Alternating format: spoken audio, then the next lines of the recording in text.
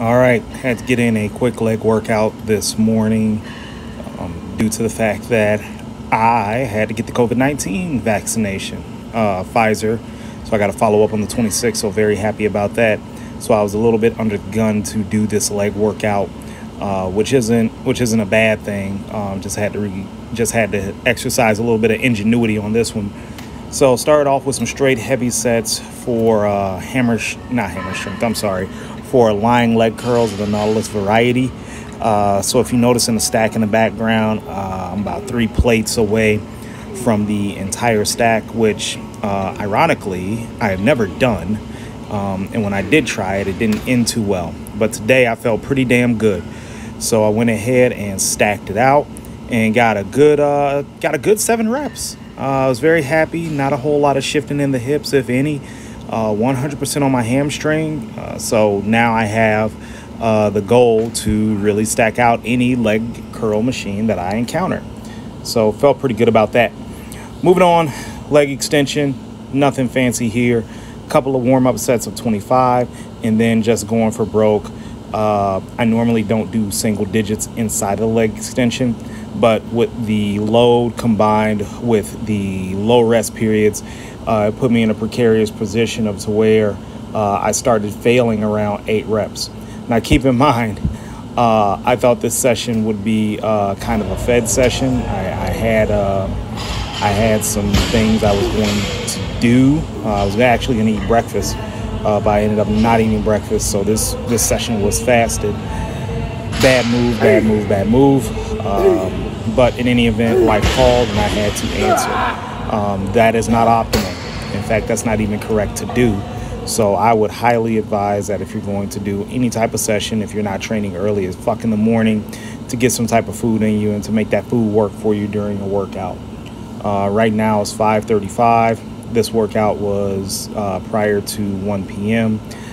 I'm just now sitting down and eating. So things happen, life happens. You just have to adjust and move on. All right, in any event, speaking of adjusting, had free bar squats on my mind, but knew that my knee and my right quadricep really wasn't going to take that today. So we went with the old school pendulum squat, the first model, trying to keep a narrow stance and keep all the pressure on my quadricep.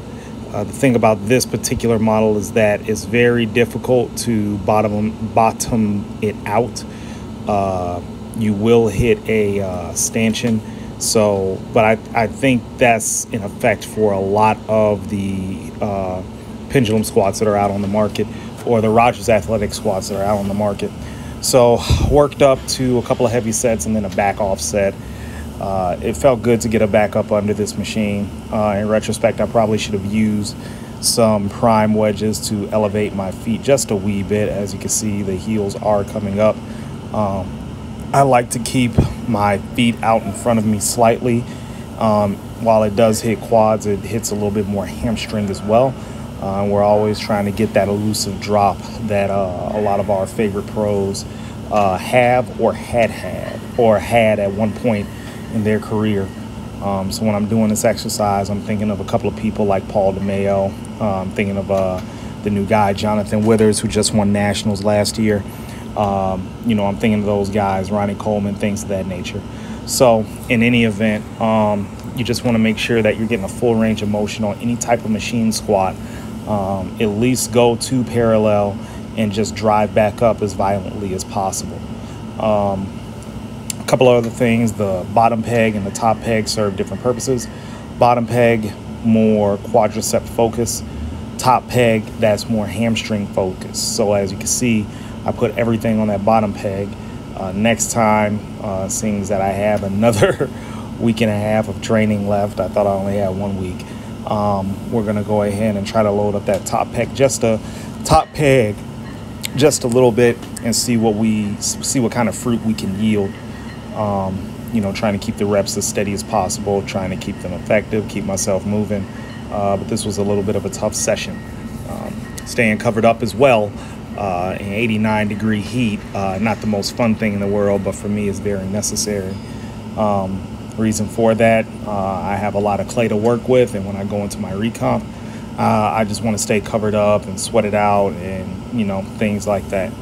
Moving on to the last exercise, we have seated hamstring curls.